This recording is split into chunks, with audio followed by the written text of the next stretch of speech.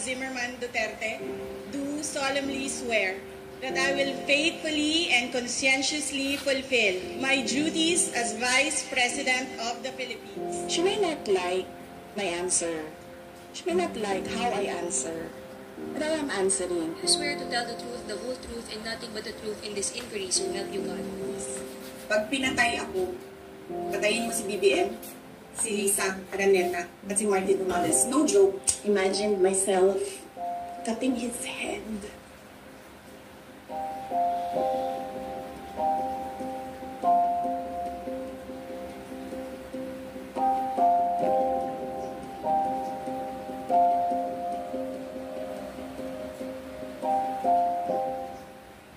Noong ikalima ng Pebrero 2025 ay inimpeach ng House of Representatives si Vice President Sara Duterte matapos beripikahin at pirmahan ng 215 House members ang Articles of Impeachment laban sa kanya. Alinsunod sa Article 11 ng ating konstitusyon, hindi na kailangang magsagawa ng impeachment hearing ang House kung ang Articles of Impeachment ay pinirmahan na ng 1/3 ng lahat ng miyembro nito. Sa 306 na kasalukuyang miyembro ng House sa 19th Congress, 215 o higit pa sa kinakailangang 102 members ang lumagda sa Articles of Impeachment kung kaya't ito ay agarang na itransmit sa Senado.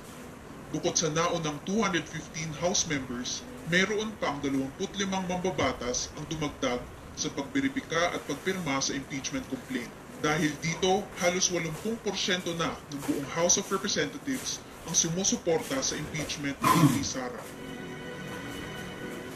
Ngunit bakit nga ba na-impeach si VP Sara? Ano-ano nga ba ang grounds na nakalagay sa verified complaint for impeachment? Nang manumpa siya bilang pangalawang Pangulo ng ating bansa noong July 1, 2022, nangako siya sa bayan na pangangalagaan at ipaglalaban ang konstitusyon at ipapatupad ang mga itinakdang batas nito. Ngunit sa loob ng 3 taon niyang panunungkulan, paulit-ulit na nilabag ni VP Sara ang kanyang sinumpaan, kung kaya't siya ay na-impeach sa ilalim ng mga sumusunod na batayan: culpable violation of the Constitution, betrayal of public trust, graft and corruption, other high crimes. Ang mga paglabag na ito ay patunay lamang na siya ay hindi angkop manungkulan sa gobyerno at nararapat na maalis sa pwesto sa pamamagitan ng impeachment. Narito ang 7 grounds for impeachment na nakapaloob sa articles ng verified impeachment complaint laban sa pangalawang Pangulo. Nakasaad sa Article 1 na si VP Sara ay nagkasala ng betrayal of public trust, nakagawa ng paglabag sa konstitusyon at high crime sa kanyang live press con noong November 23, 2024.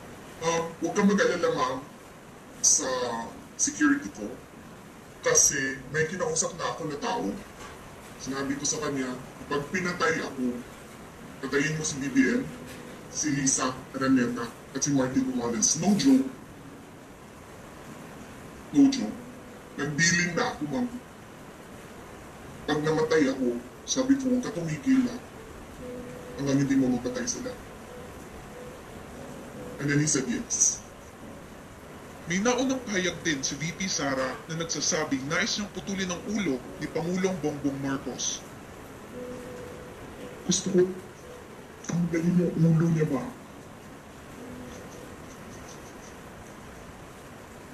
Imagine myself cutting his head. Nakapaloob naman sa Article 2 ng verified impeachment complaint na nagkasala ng betrayal of public trust si VP Sara dahil sa maling paggamit at paglustay ng public funds. Sa 2 taon ng kanyang panunungkulan bilang pangalawang Pangulo, nagkaroon siya ng direktang kontrol sa confidential funds na nagkakahalaga ng 612,500,000 pesos na ginastos sa hindi maipaliwanag na paraan. Ayon naman sa liquidation report ng OVP, ang 2022 confidential funds sa halagang 125 million pesos ay na-liquidate at na-disperse mula December 21, 2022 hanggang December 31, 2022 o sa loob lamang ng 11 araw kung saan 4 pa rito ay non-working holiday. 16 million pesos mula rito ay ginamit para sa maintenance at rental ng safe houses na ang ilan ay nagkakahalaga pa ng 200,000 pesos kada araw.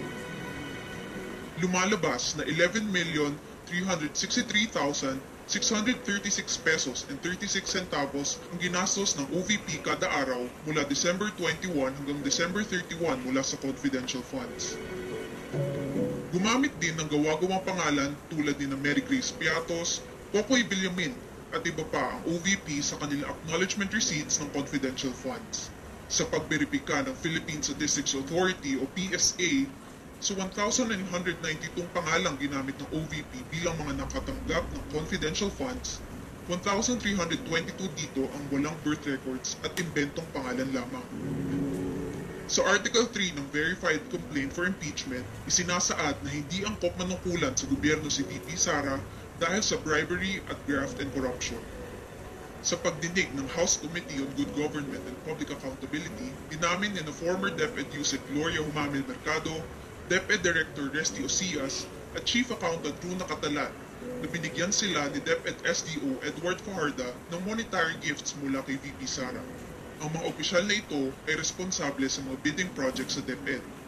Ang hayagang pagpapahintulot ng gawain ito ay direktang paglabag ni VP Sara sa RA 3019 at RA 6713 patungkol sa Code of Conduct and Ethical Standards for Public Officials and Employees. Ipinapakita naman sa Article 4 ng Verified Complaint for Impeachment ang nagawang paglabag ni VP Sara hinggil sa hindi maipaliwanag na yaman at pagkabigong ipakita sa salin ang kabuuan ng kanyang ari-arian. Ang pagtaas sa net worth at assets ni VP Sara ay labis at hindi makatwiran para sa isang opisyal ng gobyerno. Hindi angkop ang pera niyang naipon kung pagbabatayan ang sweldo niya sa gobyerno.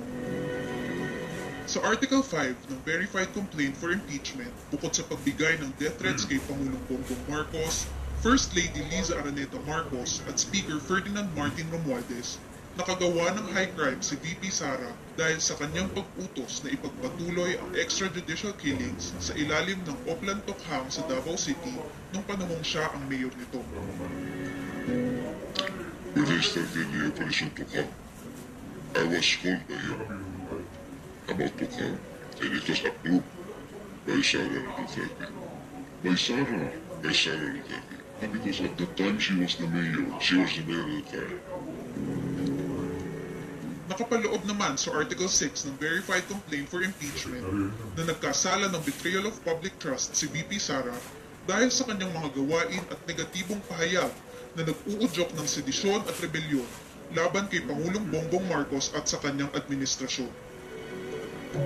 At panghuli, sa Article 7 ng Verified Complaint for Impeachment, inihayag ang sukdulang pag-abuso sa kapangyarihan at pagtataksil sa tiwala ng taong bayan ni VP Sara sa kanyang buong panunungkulan bilang lingkod bayan. Ang lahat ng mga paglabag na nabanggit sa 7 Articles of Impeachment ay malinaw na patunay ng betrayal of public trust, culpable violation of the Constitution, at graft and corruption ni VP Sara. Pinagtitibay nito na hindi siya naaangkop manungkulan sa gobyerno at nararapat lamang alisin sa pamamagitan ng impeachment. Kung mahahatulang guilty ng Senado bilang impeachment court, hindi na rin maaaring humawak ng anumang pwesto sa gobyerno si Vice President Sara Duterte.